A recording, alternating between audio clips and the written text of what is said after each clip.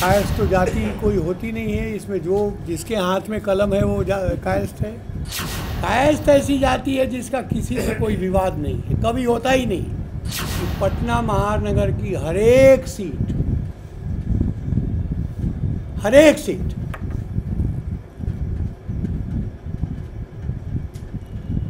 कायस्थ निर्णायक भूमिका में है।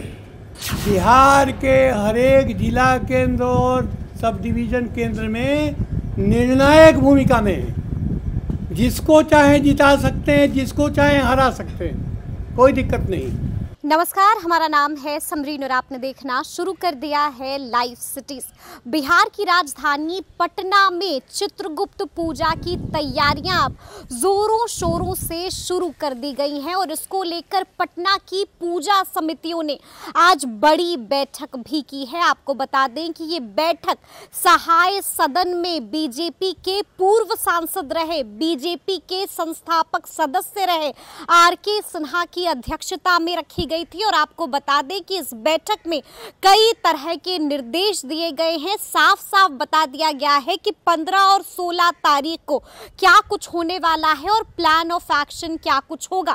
आपको बता दें कि इसी कड़ी में जब आर.के. सिन्हा जी से पूछा गया कि बिहार में अब जातीय गणना के आंकड़ों को भी सार्वजनिक कर दिया है तो उसके बारे में उनकी क्या राय है, तो आपको बता दें कि इतना सुनते ही आर.के. सिन्हा काफी बमक उठे।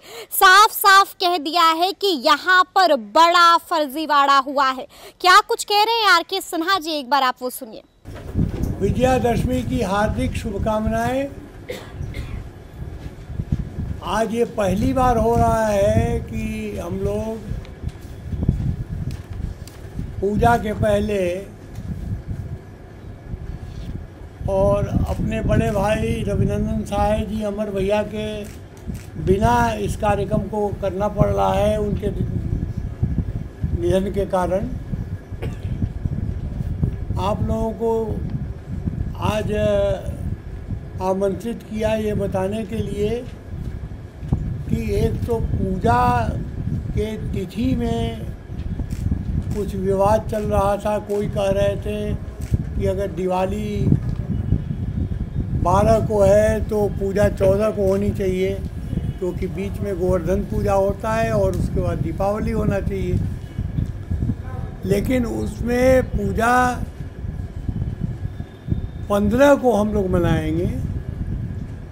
कारण ये है कि दीपावली तो 12 तारीख का ठीक है, क्योंकि अमावस्या जो है उसमें रात्रि का फंक्शन होता है, तो इसलिए अमावस्या में हमको कोई समस्या नहीं है। अमावस्या चूँकि है तो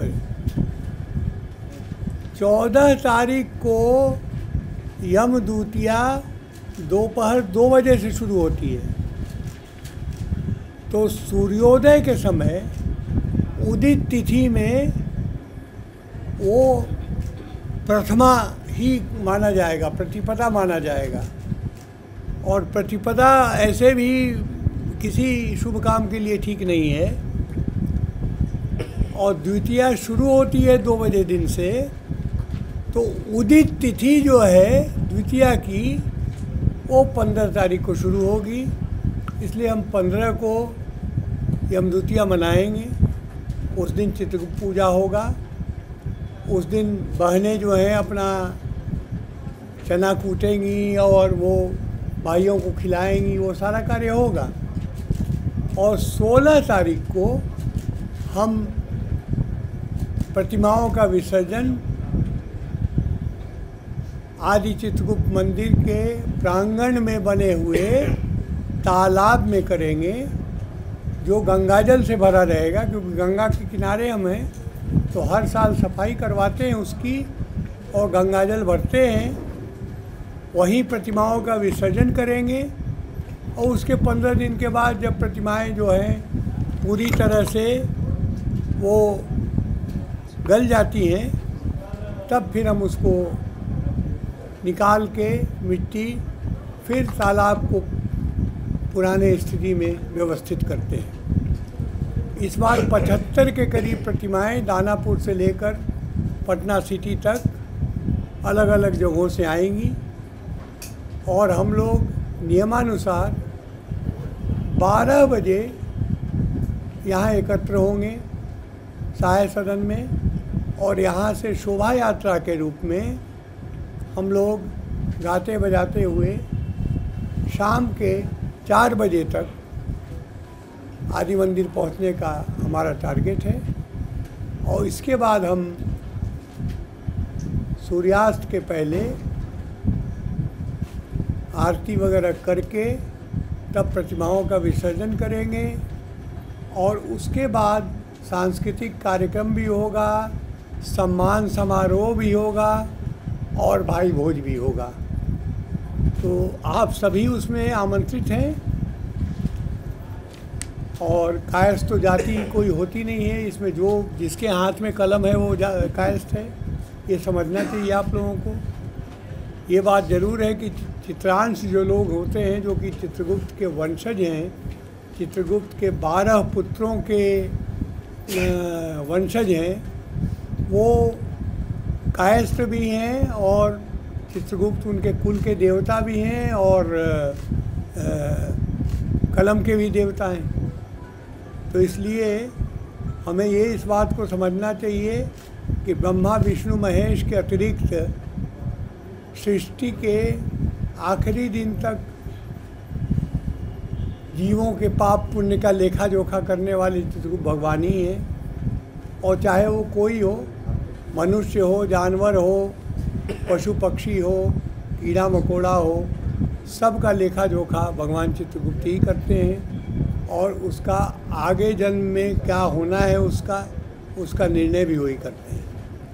तो मुझे यही कहना था। एक प्रेस रिलीज भी दिया हुआ है आप लोगों को, वो भी आपके काम आएगा। जो मैंने कहा, हमारे दाहिनी ओर डॉक्टर निर्मल शंकर श्रीवास्तव हैं जो कि अखिल भारतीय कायस्थ महासभा के वरिष्ठ उपाध्यक्ष हैं और पूजा समिति के कार्यकारी अध्यक्ष भी हैं। हमारे आदि मंदिर के भी कार्यकारी अध्यक्ष हैं।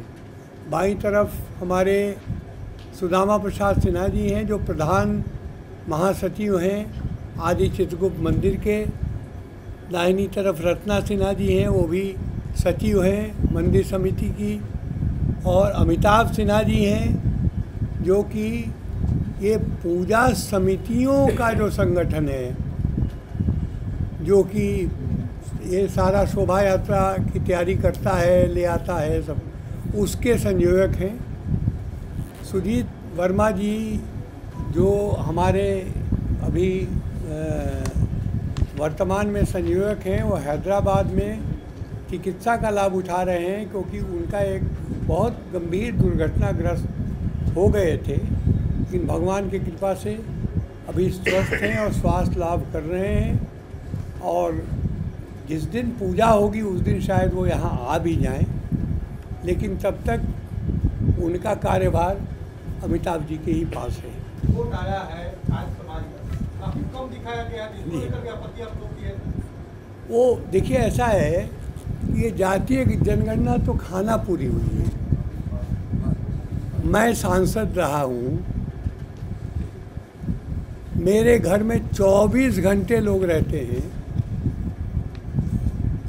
सरकारी सुरक्षा रहती है। ऐसा नहीं है कि दरवाज़ा बंद रहता है। हमारे यहाँ कोई नहीं आया, किसी ने पूछा तक नहीं, फ़ोन तक नहीं किया।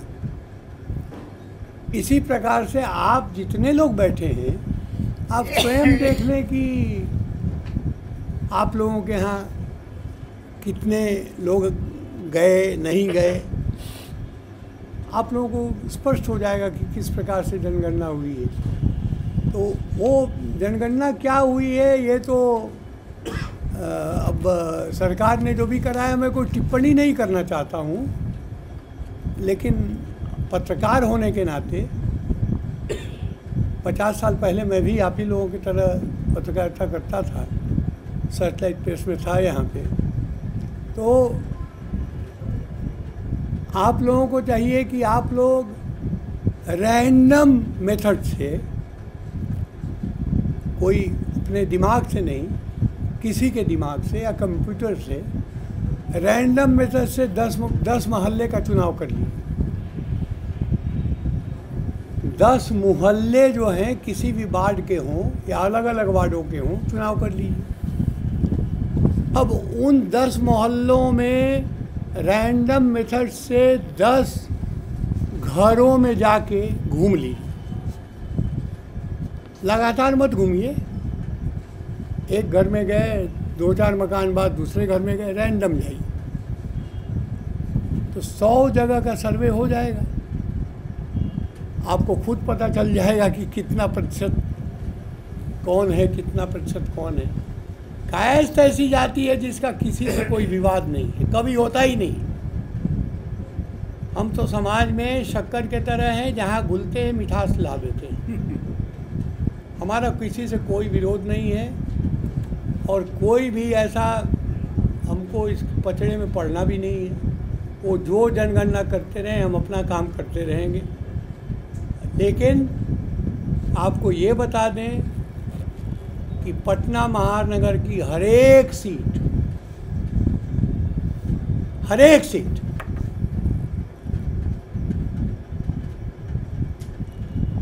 कायस्थ निर्णायक भूमिका में है। इसका आधार क्या है? इसका आधार क्या है? जीतते रहे हैं, यही आधार है। आंख से देख लीजिए, आधार इसमें और क्या चाहिए आपको? राष्ट्रीय जनगणना में आप 10 लाख की आबादी है, तो मतलब ये अनुमान भी लगा रहे हैं ना? कौन अनुमान लगा रहे हैं? आप नहीं, अनुमान नहीं लगा। हमने बहुत जमीन पे सर्वे किया, आप चिंता नहीं करिए उसकी। सर, आपने कहा कि मेरे यहाँ कोई नहीं आया, कई नेता ऐसे थे। शंकर प्रसाद ने भी कहा कि मेरे यहाँ कोई लोग नहीं आए गणना करने के लिए, पूछने के लिए, लेकिन जिलाधिकारी महोदय ने दूसरे ही दिन साक्ष्य पेश कर दिया। हाँ, तो हमारे घर आने का साक्ष्य पेश कर देना। मैं तो कह तो रहा हूँ, मैं यहीं रहता हूँ, मेरे घर में सभी लोग रहते हैं, तो ये बता दें कौन आया कब आया।